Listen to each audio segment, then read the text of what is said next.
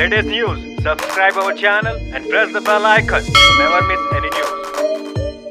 നമസ്കാരം, ഇത് one India Malayalam. നമ്മളിൽ പലരും ഗ്യാസ് ട്രബിൾ അഥവാ വായു കോപം കൊണ്ടുള്ള ബുദ്ധിമുട്ടുകൾ അനുഭവിക്കുന്നവരായിരിക്കും. പലപ്പോഴും പയറുവർഗ്ഗങ്ങൾ, കിഴങ്ങ്, പഴകിയ ഭക്ഷണ പദാർത്ഥങ്ങൾ, പുകവലി, മദ്യപാനം, മാനസിക സംഘർഷം തുടങ്ങിയവ കാരണമായിരിക്കും ഗ്യാസ് ട്രബിൾ ഉണ്ടാവുക. ഇതിന്റെ ഭാഗമായിട്ട് പുളിച്ചു തികട്ടലും നെഞ്ചരിച്ചിലും വയറ് വീങ്ങിയതായിട്ട് അനുഭവപ്പെടുകയും ഒക്കെ ചെയ്യും. ഇക്കാലത്ത് മെഡിക്കൽ ഷോപ്പുകളിൽ ഗ്യാസ് ട്രബിളിനുള്ള നിരവധി മരുന്നുകൾ ലഭ്യമാണ്.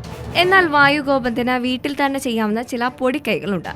വെളുത്തുള്ളിയും ചെറുനാരങ്ങയും ഗ്യാസ് ട്രബിളിന് ഉത്തമമാണ്.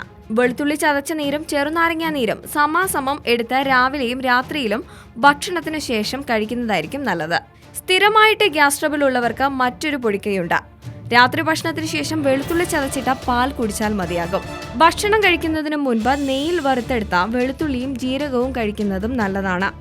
ഏലം, കുരുമുളക്, ചുക്ക്, വെളുത്തുള്ളി എന്നിവ 1 ഗ്ലാസ് വെള്ളത്തിൽ തിളപ്പിച്ച് കുടിക്കണം. രാവിലത്തെ ആഹാരത്തിന് മുൻപും രാത്രിയിൽ അത്താഴത്തിന് ശേഷവും മാതള നാരങ്ങ കഴിക്കുന്നതും നല്ലതാണ്. ദഹന പ്രക്രിയ സുഗമമാക്കുന്നതിന് കൂടി നല്ലതാണ് മാതള നാരങ്ങ. ഗ്രാമ്പൂ ചതച്ചിട്ട വെള്ളം സ്ഥിരമായി കുടിക്കുന്നത് ഗ്യാസ് ട്രബിളിനെ തടഞ്ഞു നിർത്തും. പച്ച ഇഞ്ചി ചതച്ചരച്ച് അതിന്റെ നീരിൽ ഉപ്പും ചേർത്ത് ഉപയോഗിക്കാവുന്നതാണ്.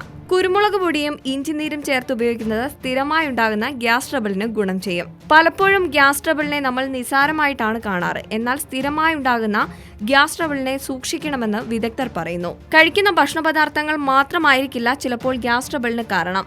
ഉദര സംബന്ധമായ പല ഗുരുതര രോഗങ്ങളും ഇതിന് കാരണമാകാറുണ്ട്. ഗ്യാസ് ട്രബിൾ സ്ഥിരമായി അനുഭവപ്പെടുന്നവർ ഒരു ഡോക്ടറെ കാണുന്നതായിരിക്കും ഏറ്റവും ഉചിതം. ഈ റിപ്പോർട്ട് ഇഷ്ടമായെങ്കിൽ share it, like it and subscribe to one India Malayalam.